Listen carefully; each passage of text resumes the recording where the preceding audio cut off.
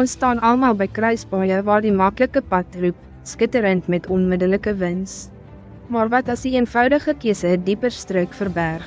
Alex, een entrepreneur, het een wetlike skuiwergat gevind om een dieromgevingsstandaard te omseil, wat kapitaal gespaar het. Dit het onmiddellijke wins, minder moeite beloof. Sy gewete het gefluister van reputasie, maar gespaarde kapitaal het vinniger groei beteken. Hy het dit as slim besigheid gerationaliseer, nie oneerlikheid nie.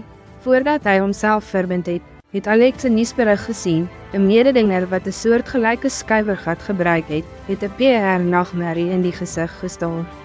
Nie onwettig nie, maar al waargenome gebrek aan integriteit het boykotte veroorsaak.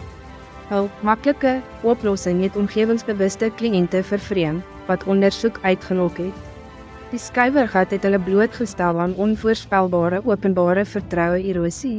Alex het besef, nakoming was nie net oor boetes nie. Dit was een belegging in sy sosiale lisensie, een skuld teen onvoorsiene openbare terugslag wat die skuiwergat nie kon bied nie. Hy het integriteit gekies en die volle dierproses begin.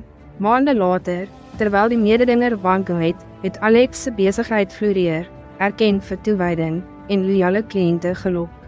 Hy het geleer, die moeilike, deursigtige pad was nie net moreel beter nie, maar ook strategies gesond, wat toekomstige uitdagings vereenvoudig het deur onwrikbare vertroue te bou.